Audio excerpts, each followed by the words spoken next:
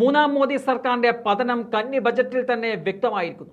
എങ്ങനെയെങ്കിലും ഭരണത്തിൽ അള്ളിപ്പിടിച്ചിരിക്കാൻ ഘടകകക്ഷികളെ, അതും 2-3 സംസ്ഥാനങ്ങളെ മാത്രം സന്തോഷിപ്പിക്കാൻ നടത്തിയ ബജറ്റ് രാജ്യത്തെ ജനങ്ങളുടെ മുന്നിൽ പരിഹാസ്യമാവുകയാണ്. ശശി തരൂർ ചില കാര്യങ്ങൾ പറഞ്ഞതോടെ പലർക്കും അത് ബോധ്യപ്പെട്ടിട്ടുണ്ട്.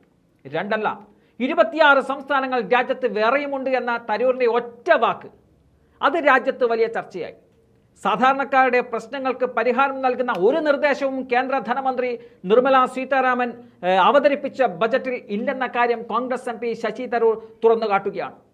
ബീഹാർ, ആന്ധ്രാപ്രദേശ് എന്നീ സംസ്ഥാനങ്ങൾക്ക് വേണ്ടുവോളം വാരിക്കൊടുത്തു. എന്നാൽ മറ്റു സംസ്ഥാനങ്ങൾ പൂർണ്ണമായും മാറ്റി നിർത്തപ്പെടുകയും ചെയ്തു. ഇതോടെ ഇതിനെ ബജറ്റ് എന്ന് പറയാൻ കഴിയില്ല എന്നതാണ് തരൂർ പറയുന്നത്.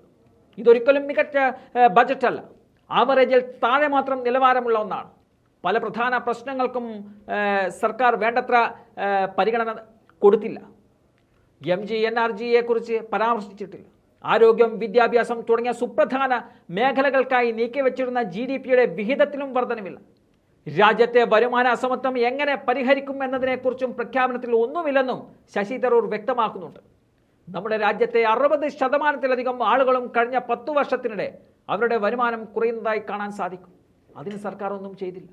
ഓഹരി വിപണികളും സാധാരണക്കാരും പോലും ബജറ്റിനോട് പ്രതികൂലമായാണ് പ്രതികരിച്ചതെന്നും പറയുന്നുണ്ട്.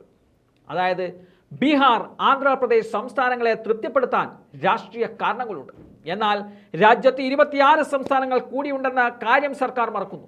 അതോടെ ആ സംസ്ഥാനങ്ങൾ മുഴുവൻ മോദിക്കെതിരെ പ്രതിഷേധവുമായി വരികയാണ്. ഇത് ഒരു ഭരണാധികാരിയുടെ പരാജയമാണ് സൂചിപ്പിക്കുന്നത് എന്നതാണ് തരൂർ അടിവരയിട്ട് പറയുന്നത്. ഒരു ഭരണാധികാരി അവരുടെ ഭരണം നിലനിർത്താൻ വേണ്ടി പക്ഷപാത ഭരണം കാഴ്ചവെക്കുന്നതോടെ രാജ്യത്തിൻ്റെ പ്രതീക്ഷ നശിക്കുകയാണ്. ഇന്ത്യയെപ്പോലുള്ള ജനാധിപത്യ രാജ്യത്ത് അതിൻ്റെ അന്തസത്ത ഉൾക്കൊള്ളാതെയുള്ള ഒരു ഭരണം മോദിക്ക് കാഴ്ചവെക്കേണ്ടി വരികയാണെങ്കിൽ അത് അദ്ദേഹത്തിൻ്റെ അധപ്പതനമാണ് സൂചിപ്പിക്കുന്നത്. ഈ ഭരണം കൂടുതൽ മുന്നോട്ട് പോകില്ല. ഏതായാലും ശശി തരൂർ സൂചിപ്പിച്ചതുപോലെ 2 സംസ്ഥാനങ്ങൾക്ക് അല്ലെങ്കിൽ 10 കോടിയിൽ താഴെ മാത്രം വരുന്ന ജനങ്ങൾക്ക് വേണ്ടിയുള്ള മോദി ഭരണം രാജ്യത്ത് അവസാനിപ്പിക്കണമെന്ന് ജനങ്ങൾ ഒന്നുകൂടി ഗൗരവമായി ചിന്തിക്കുന്ന സംഭവമായി ഈ ബജറ്റ് മാറിയിരിക്കുകയാണ്.